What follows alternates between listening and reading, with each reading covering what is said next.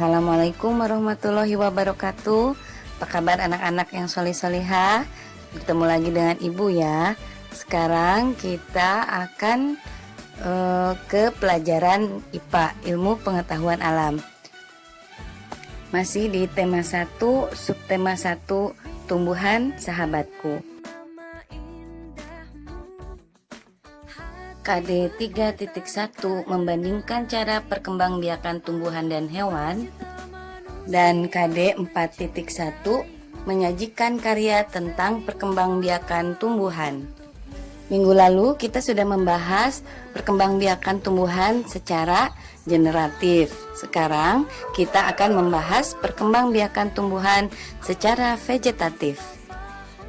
Perkembangbiakan secara vegetatif atau tanpa perkawinan terbagi dua, yaitu perkembangbiakan secara alami dan yang kedua perkembangbiakan secara buatan atau dengan bantuan manusia. Perkembangbiakan secara vegetatif secara alami ada 8 macam. Yang pertama adalah spora. Spora berfungsi untuk memperbanyak tumbuhan. Fungsi spora mirip seperti biji anak-anak, seperti pada tumbuhan paku dan lumut. Perkembangbiakan vegetatif alami yang kedua adalah umbi lapis. Umbi lapis jenis yang pertama, yaitu tumbuhan muda yang baru tumbuh dari bagian tubuh induk tumbuhan. Contohnya seperti bambu, tebu, dan pohon pisang. Pertumbuhan vegetatif alami yang berikutnya, yang ketiga adalah akar tinggal atau rizoma, yaitu batang yang tumbuh menjalar di dalam tanah. Beberapa tumbuhan yang berkembang biak dengan akar tinggal ini, contohnya seperti jahe, kunyit, kencur, dan lain sebagainya. Perkembangbiakan vegetatif alami yang berikutnya adalah umbi batang, yaitu batang yang menggembung dan tumbuh di dalam tanah. Contohnya singkong dan ubi jalar. Yang kelima, cara perkembangbiakan vegetatif alaminya adalah umbi lapis, tapi yang jenis yang kedua ya anak-anak. Umbi lapis ini sebenarnya merupakan lapisan-lapisan daun yang mengelilingi batang. Contohnya seperti pada tumbuhan bawang merah. Perkembangbiakan vegetatif alami berikutnya adalah umbi akar, yaitu akar yang berfungsi untuk menyimpan cadangan makanan. Contoh tumbuhan yang berkembang biak dengan umbi akar adalah wortel. Yang berikutnya adalah perkembangbiakan vegetatif alami dengan cara tunas adventif, yaitu batang yang menggembung dan tumbuh di dalam tanah, sama seperti umbi batang yang keempat sebelumnya. Contohnya tanaman cocor bebek, tapi ini tidak menyimpan cadangan makanan ya anak-anak. Perkembangbiakan vegetatif alami yang terakhir adalah geragih, yaitu batang yang menjalar di dalam atau di atas permukaan tanah. Contohnya seperti pada tanaman stroberi. Selanjutnya kita akan membahas perkembangbiakan vegetatif buatan atau dengan bantuan manusia. Cara pertama yaitu mencangkok. Tahapan mencangkok ada 5 ya anak-anak.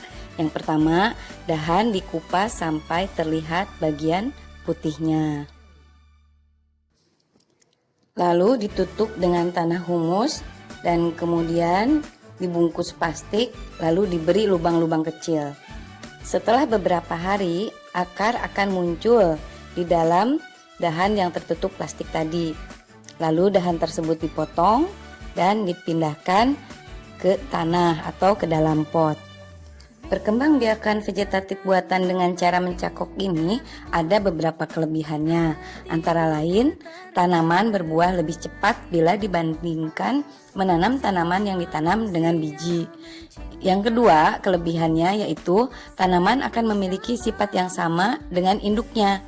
Misalnya induknya tumbuh lebat, maka tanaman yang dicangkok tadi biasanya tumbuh lebat juga.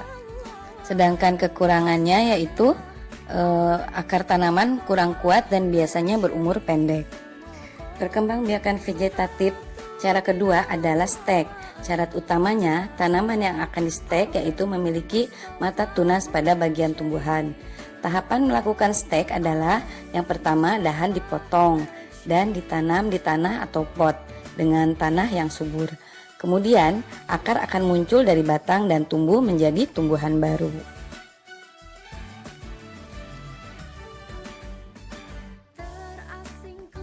Cara ketiga dari perkembangbiakan vegetatif buatan adalah menyambung, yaitu menyambung dua batang tanaman yang tujuannya menggabungkan sifat-sifat unggul dari dua tanaman tersebut, sehingga diperoleh tanaman yang memiliki sifat-sifat yang unggul.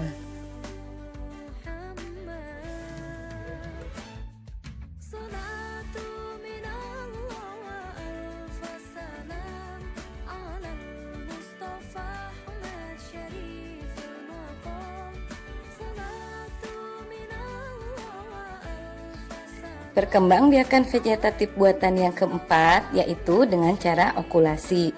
Sama seperti menyambung ya anak-anak, tujuannya yaitu untuk memperoleh tanaman yang memiliki sifat-sifat unggul, gabungan dari dua sifat tanaman yang baik.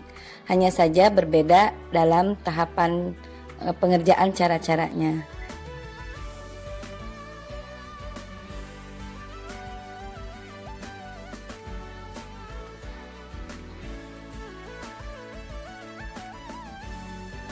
Perkembangbiakan vegetatif buatan yang terakhir atau yang kelima yaitu merunduk, dengan cara merundukkan atau membenamkan bagian batang suatu tumbuhan ke dalam tanah.